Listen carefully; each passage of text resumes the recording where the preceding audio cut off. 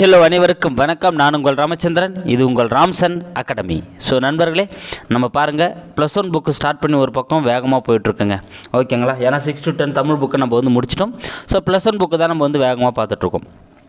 அதுலேயும் நம்ம 5 இயல் முடிச்சிட்டோங்க. இப்போ நம்ம 6வது இயல் தான் நம்ம வந்து பார்க்க போகிறோம். ஸோ கிட்டத்தட்ட +1 புக்கும் நம்ம முடிக்கிற தருவாயில் இருக்கும். ஸோ படித்தவங்க நல்லா ரிவிஷன் பண்ணுவாங்க. நம்ம +1 ஒரு ஃபுல் ரிவிஷன் டெஸ்ட்டு நம்ம பார்க்குற போல இருக்கும். ஓகேங்களா? சரி கைஸ், வாங்க கைஸ், நம்ம வீடியோக்குள்ளே போகலாம். ஆல்ரெடி நம்ம கொஸ்டின் வந்து குரூப்பில் போட்டுட்ருப்போம். ஸோ டெஸ்ட்டு அட்டன் பண்ணிட்டுருப்பீங்க. அதுக்கான key answer and explanation video தான் அங்கே பார்க்க போகிறோம். ஏன்னா புதுசாக அந்த வீடியோ பார்த்தா அவங்களும் என்ன பண்ணலாம், அப்படியே நீங்கள் டெஸ்ட்டு போல கூட நீங்கள் அட்டன் பண்ணிக்கலாம். ஏன்னா நம்ம கொஸ்டின் வச்சுட்டு கொண்டாட டைம் தருவோம்.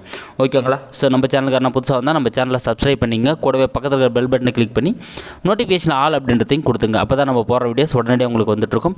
அது இல்லாமல் நம்ம தனி டெஸ்ட் குரூப் வச்சுட்ருக்கோம். அதுக்கான லிங்க் டிஸ்கிரிப்ஷன் இருக்குது. நீங்கள் அந்த லிங்க்கில் ஜாயின் பண்ணிக்கலாம். ஓகே, ஃபஸ்ட் கொஸ்டின் பார்க்கலாம் பாருங்கள். ராசராசனார் தட்சிணமேரு என பெருமையுடன் அழைக்கப்பட்டது. ஸோ ராசராசனார் தட்சிணமேரு அப்படின்னு சொல்லிட்டு பெருமையான அழைக்கப்பட்ட அந்த கோவில் எது?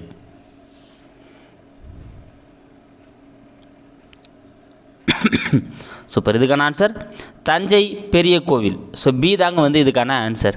ஓகேங்களா? ஸோ தஞ்சை பெரிய கோவில் வந்து பார்த்தீங்கன்னா ராசராசனால் தான் வந்து தட்சிணமேரு அப்படின்னு சொல்லிட்டு அழைக்கப்பட்டது. ஸோ இதில் விமானம் வந்து பார்த்தீங்கன்னா 216 அடி உயரமும், கருவறை வந்து பார்த்தீங்கன்னா 13 தலங்களை கொண்டதாக வந்து காணப்படக்கூடியதுங்க. ஓகேங்களா? அப்போ ராசராசனால் தட்சிணமேருன்னு அழைக்கப்பட்டது தஞ்சை பெரிய கோவில். அடுத்து செகண்ட் கொஸ்டின் பாருங்கள். சோழன் செங்கானன் 78 கோயில்களை கட்டியிருப்பதாக தம் பதிகம் ஒன்றில் கூறியவர் யார்? சோழன் செங்கானன் என்ன பண்ணியிருக்காரு? 78 கோயில்களை வந்து கட்டியிருக்காரு அப்படின்னு சொல்லிட்டு தன்னோட பதிகத்தில் குறிப்பிட்டவர் யார்? சூப்பர். இதுக்கான ஆன்சர் என்னதுங்க? திருநாவுக்கரசர். ஏதாங்க இதுக்கான ஆன்சர். ஸோ திருநாவுக்கரசர் தான் என்ன பண்ணியிருப்பார்? சோழன் செங்கானன் வந்து 78 கோயில்களை வந்து என்ன பண்ணியிருக்காரு? கட்டி நிர்வகிச்சிருக்காரு அப்படின்னு சொல்லிட்டு என்ன பண்ணியிருக்காரு? தன்னோட பதிகங்களை வந்து குறிப்பிட்டிருக்காரு. அடுத்து விசித்திர சித்தன் என்று அழைக்கப்பட்டவன் யார்? விசித்திர சித்தன் என்று அழைக்கப்பட்டவர் யார்?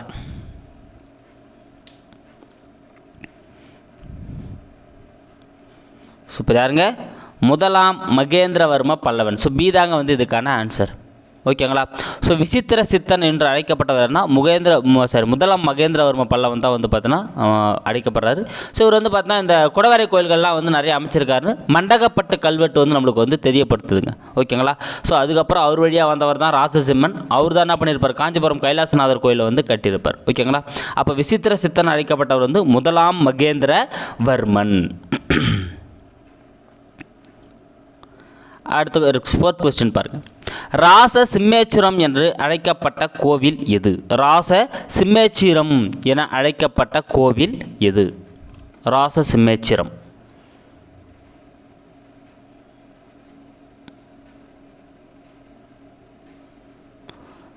சூப்பர். இதுங்க.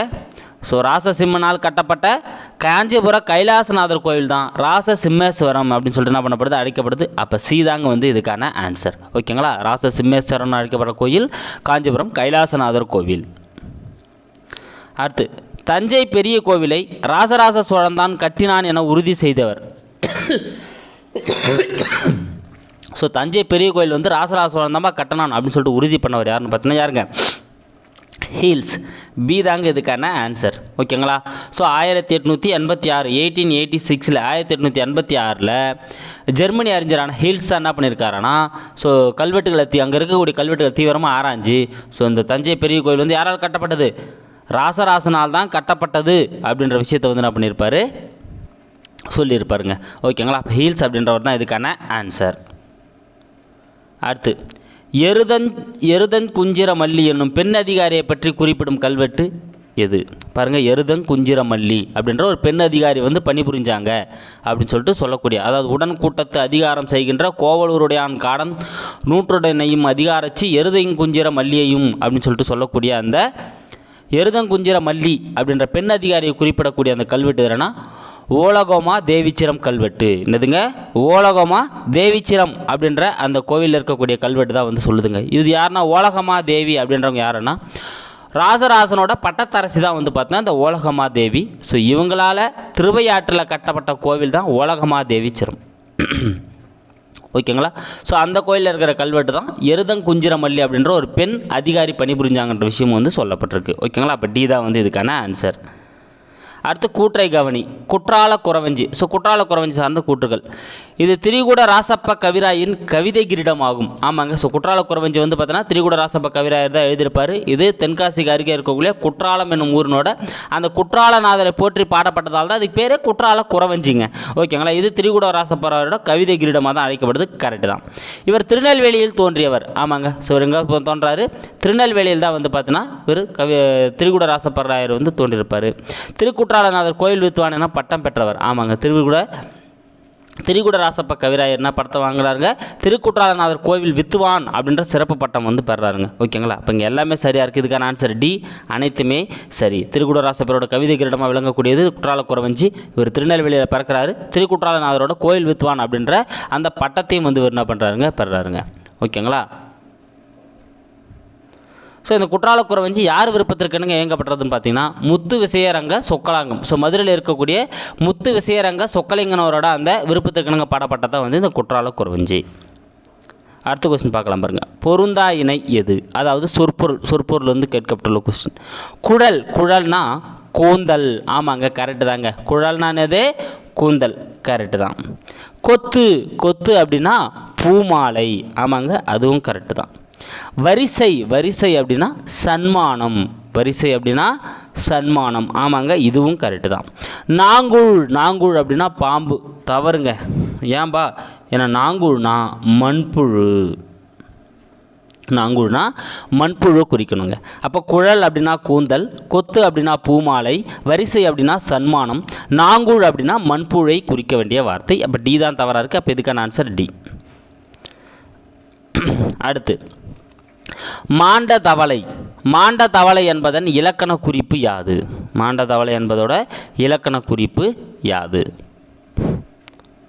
என்னதுங்க? பெயரச்சம். ஏன்னா பெயரச்ச விகுதி என்னதுங்க? ஆ அப்படின்றது தான் பெயரச்ச விகுதி. அப்போ மாண்ட அப்படின்ற அந்த பெயரச்ச விகுதியோடு வரதுனால இது என்னதுங்க? பெயரச்சம். இதில் இப்போ என்ன இருக்குது? பெயரச்சம் தான் இதனோட இலக்கண குறிப்பு. ஏ தான் வந்து இதுக்கான ஆன்சர். அடுத்து பொருந்தா இணை எது? மறுபடியும் பாருங்கள். சொல்லும் பொருளும். ஸோ திருச்சாழியில் இருக்கக்கூடிய சொல்லும் பொருளும். காயில்னா வெகுண்டால். ஆமாங்க. கரெக்டு தான். காயில்னா வெகுண்டால். அயன்னா பிரம்மன். ஆமாங்க. அயன்னா பிரம்மன். இதுவும் கரெக்டு தான். மால் அப்படின்னா முடிவு. தவறுங்க. ஏங்க? மால் அப்படின்னா விஷ்ணு. ஏன்னா மால்னா யாரை குறிக்குது? திருமாலை குறிக்குது. ஸோ விஷ்ணு அப்படின்னு வரணுங்க. மால் அப்படின்னா விஷ்ணு. ஆளாளம் அப்படின்னா நஞ்சு. ஆமாங்க. ஆளாளம் அப்படின்னா நஞ்சு. அந்தம்னா தான் முடிவு. அந்தம் அப்படின்னா தான் முடிவை குறிக்கக்கூடியது. ஓகேங்களா. அப்போ காயில் அப்படின்னா வெகுண்டால், அயன் அப்படின்னா பிரம்மன், மால் அப்படின்னா விஷ்ணு. ஓகேங்களா. ஆளாளம் அப்படின்னா நஞ்சு. ஓகேங்களா. அந்தம்னா முடிவு. வினைத்தொகையுடன் தொடர்பற்றது எது? வினைத்தொகையுடன் தொடர்பற்றது பாருங்கள். கே கொடுக்கப்பட்டதில் வினைத்தொகையாக கூட தொடர்பல்லாத எது? சுடுகாடு, கொல்புலி, குறைகடல், நல்லாடை. புரியுதுங்க? நல்லாடை. டி தாங்க இதுக்கான ஆன்சர். ஏன்பா? ஏன்னா நல்லாடை அப்படின்றது வந்து பார்த்தோன்னா பண்பு தொகையில் வரக்கூடியது. மீதி சுடுகாடு, கொல்புலி, குறைகடல் எல்லாமே வினைத்தொகையில் வரக்கூடியது. அப்போ இங்கே பொருந்தாமல் இருக்கிறது டி, நல்லாடை.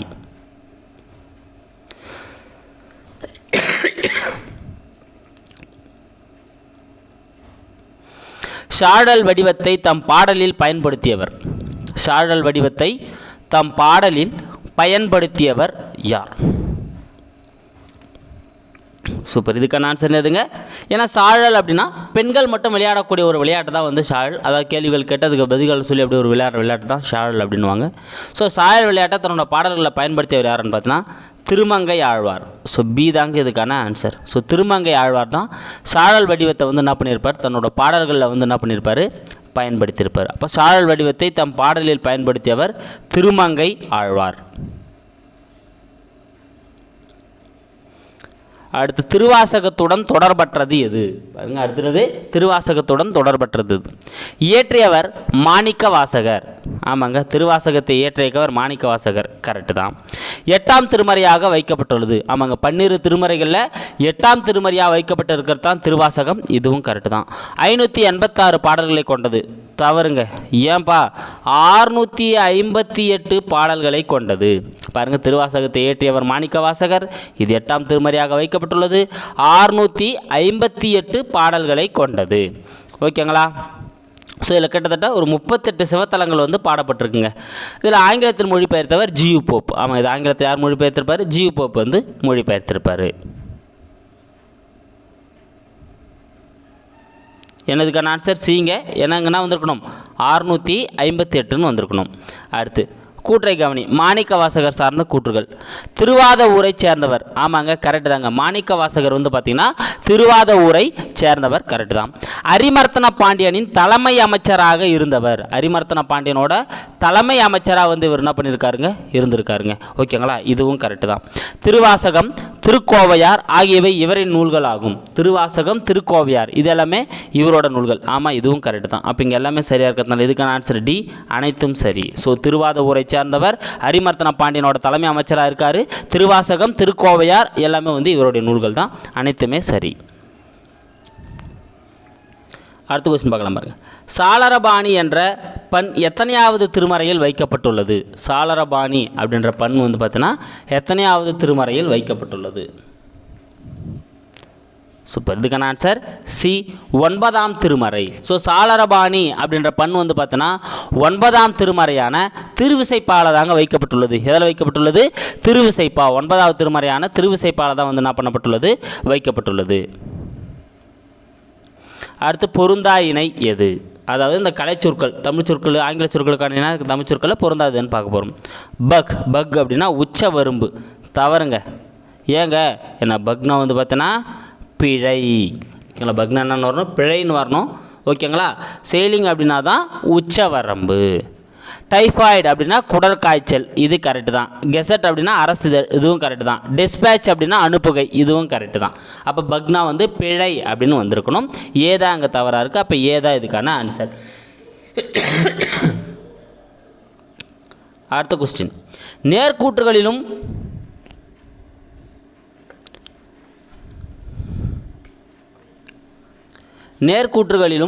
மேற்கோள்களிலும் டேஷ் வருதல்.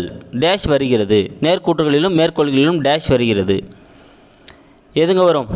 இரட்டை மேற்கோள் குறி. சூப்பருங்க. பி தான் இதுக்கான ஆன்சர். ஓகேங்களா? ஸோ இரட்டை நேர்கூற்றுகளில் எது வரும்னு பார்த்தோன்னா இரட்டை மேற்கோள் குறி வந்து வருங்க. ஓகேங்களா? ஸோ அதனால் ஞாபகம் வச்சுக்கணும், இரட்டை மேற்கோள் குறி. அடுத்து பொறுத்துக. இது பாருங்கள், இந்த குற்றால குறவஞ்சில் இந்த அந்த 2 பேர் பாடல் பாடுறா போல் வரும் இல்லைங்களா? அந்த பாடலில் வரக்கூடிய அந்த வரிகள் தாங்க இங்கே கொடுக்கப்பட்டிருக்கு. ஓகேங்களா? அந்த சிங்கன் சிங்கி பாடக்கூடிய அந்த பாடல்களில் அவர் என்ன சொல்லுவார்? காலுக்கு மேலே பெரிய விரியன் கடித்து கிடக்குது சிங்கின்னு சொல்லுவார். அதுக்கு என்ன சொல்லுவாங்க அவங்க? இது சேலத்து நாட்டில் இருக்கக்கூடிய சிலம்புடா சிங்கா அப்படின்னு வந்து சொல்லுவாங்க. ஓகேங்களா? அப்போ விரியன்னா அதுக்கு என்ன சொல்கிறாங்க? சிலம்பு அப்படின்னு சொல்லுவாங்க. அந்த சிலம்புக்கு மேலே என்னம்மா திருமுருகு இருக்குது அப்படின்னு சொல்லுவாங்க. அது கோலத்து நாட்டார் முறுக்கிட்ட தண்டடா அப்படின்னு சொல்லுவாங்க சிங்கி. ஓகேங்களா? அப்போ திருமுருகுனா தண்டை 1. நாங்குள் புழு. ஓகேங்களா? ஸோ நாங்குள் புழு அப்படின்னு சொல்லுவார். நாங்குள் புழு எங்கே இருக்குதுன்னுவார். அதாவது நாங்குள் புழு நெளிந்து ஆடுது என்னன்னு கேட்பார். அதுக்கு என்ன சொல்லுவாங்க அவங்க? பாண்டியனோட அந்த பாடகம் அப்படின்னு சொல்லுவாங்க சிங்கி. அப்போ நாங்குள் புழுனா பாடகம். குண்டலப்பூச்சி சொல்லுவார். ஸோ சுண்டு விரலில் குண்டலப்பூச்சி கிடக்குது என்னன்னு கேட்பார். அதுக்கு என்ன சொல்லுவாங்க அவங்க? இது கண்டிய தேசத்து காலாழி அப்படின்னு சொல்லுவார். உங்க சிங்கி சொல்லுவாங்க. அப்போ 2. அப்போ 3 1 4 எங்கே இருக்குது பாருங்கள்? பியில் இருக்குது பாருங்கள். அப்போ இதுக்கான ஆன்சர் வந்து பி. ஓகேங்களா? சரி, அடுத்த கொஸ்டின் பார்க்கலாம் பாருங்கள். கூற்றை கவனி. சங்கரதாஸ் சுவாமிகள் சார்ந்த கூற்றுகள். சமரச சன்மார்க்க சபை என்னும் நாடக குழுவை உருவாக்கினார். ஆமாங்க, சங்கரதாஸ் சுவாமிகள் என்ன பண்ணுறாருன்னா சமரச சன்மார்க்க சபை அப்படின்ற நாடகக்குழு வந்து உருவாக்குறாரு. கரெக்டு தான். எஸ்ஜி கிட்டப்பா இதில் பயிற்சி பெற்றவர். ஆமாங்க, பின்னால் வந்து நல்ல பெருமை அடைஞ்ச எஸ்ஜி கிட்டப்பா வந்து பார்த்தீங்கன்னா இந்த சமரச சன்மார்க்க சபையில் வந்து பயிற்சி பெற்றவர் தான். கரெக்டு தான். தத்துவ மீன்லோசனி வித்துவ பால சபை அப்படின்ற சபையை வந்து உருவாக்கியிருப்பார் மதுரையில் சங்கரதாஸ் சுவாமிகள். இதுவும் கரெக்டு தாங்க. ஓகேங்களா? அப்போ இங்கே எல்லாமே சரியாக இருக்குது. இதுக்கான ஆன்சர் வந்து டி, அனைத்தும் சரி. ஸோ சமரச சன்மார்க்க சபை அப்படின்ற சபையை உருவாக்குறாரு எஸ்ஜி கிட்டப்பா. அதில் பயின்றாரு. தத்துவ மீனலோசினி வித்துவ பால சபை அப்படின்ற சபையும் உருவாக்குறாரு. அடுத்து தமிழ்நாடக தலைமை ஆசிரியர் என அழைக்கப்படுபவர் யார்? தமிழ்நாடக தலைமை ஆசிரியர். சூப்பர். யாருங்க? சங்கரதாஸ் சுவாமிகள். பி தாங்க இதுக்கான ஆன்சர். சங்கரதாஸ் சுவாமிகள் தான் தமிழ்நாடக தலைமை ஆசிரியர்னு அழைக்கப்படுறாரு. தமிழ்நாடக தந்தைன்னு சொன்னால் பம்மல் சம்பந்தனார். ஓகேங்களா. பம்மல் சம்பந்தனார் வந்து தமிழ் நாடக தந்தைன்னு அழைக்கப்படுவாருங்க. ஓகேங்களா. அப்போது இதுக்கான ஆன்சர் வந்து பி, சங்கரதாஸ் சுவாமிகள். ஸோ கைஸ், வெற்றிகரமாக நம்ம இயல் 6 முடிச்சிட்டோம். ஓகேங்களா. ஸோ கண்டிப்பாக இந்த கொஸ்டின் எல்லாமே உங்களுக்கு பிடிச்சிருந்தா லைக் பண்ணுங்கள் அண்ட் ஷேர் பண்ணுங்கள், சப்ஸ்கிரைபும் பண்ணுங்கள், கூடவே ஷேரும் பண்ணுங்கள். ஓகேங்களா. So thank you guys. அடுத்த வீடியோவில் உங்களை நான் சந்திக்கிறேன். ஸோ உங்களோட மார்க் எவ்வளோ அப்படின்றத கமெண்ட்டில் தெரியப்படுத்துங்க.